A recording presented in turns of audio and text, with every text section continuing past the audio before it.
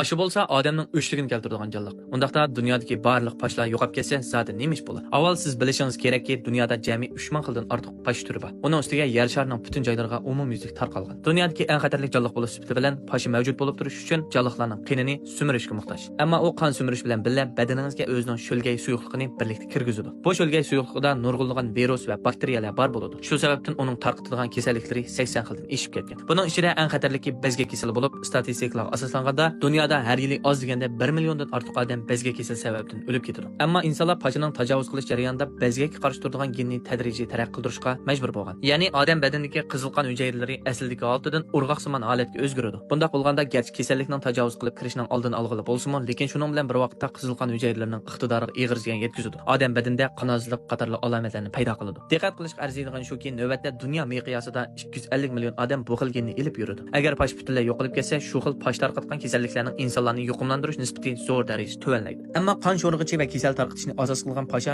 amaliyotda pasha umumiy sonining oran 6% ni egallaydi. Qolgan pashlarning ko'pincha gul shirnisi va meva sharbatini oziqlik qiladi. Oziqlik izlash bilan bir vaqtda ular yana gulchingni tarqatishga yordam beradi. Masalan, Shimoliy qutb rayonida o'sadigan ba'zi o'simliklar pashaga tayinib gulchingni tarqatadi. Agar pash to'liq yo'qotilsa, gulchingning tarqalishi zo'r darajada ta'sirga uchraydi. Davlat bayramlar kat faoliyatidan bir keldi. Har xil klassik teatr, shundaqla eng yangi kino filmlarni dal vaqt ko'rmoqchi bo'lsanglar, Laglag 66 saloniga agishinglar, oylik azallik haqqi oralda o'tgan. Shuning bilan bir vaqtda Shimoliy qutb rayonidagi yana bir xil hayvon shimol bug'usimi pashi yo'qolganlik sababidan o'zining ko'chish yo'lini o'zgartmaydi. Shu sababdan ma'lum darajada jonliqlar oziqlik sistemasiga ta'sir yetkazadi. Albatta, quruqlikdan boshqa pashilar suv rayoniga ham belgilik ta'sir ko'rsatadi. Chunki ularning lejingsi odat suvda yashaydi. Bakteriya va taqo'jaylik yo'sullarni oziq qiladi. Bu xil yo'sullar suv sifatini ma'lum darajada saqlashtirish rolini o'ynaydi. Agar pash shu bakteriyalarni oziq qilmasa, ekologiya chembariga buzg'unchilik uchrashi mumkin. Uningdan boshqa pashli yeydigan ba'zi jonliqlarda zo'r miqdorda ozish ahvoli ko'riladi. Ammo umum jihatdan ilib aytganda bular ig'ir darajada ekologiyalik masala keltirib chiqarmaydi. Hozir ba'zilar yanada pashining mavjudligi bakteriyaga o'xshaydi. Xuddi ekologiya sistemasining tormozlovchisiga o'xshash zo'r miqdordagi hayvonlarning tur to'pini izchil turda cheklab qo'yadi.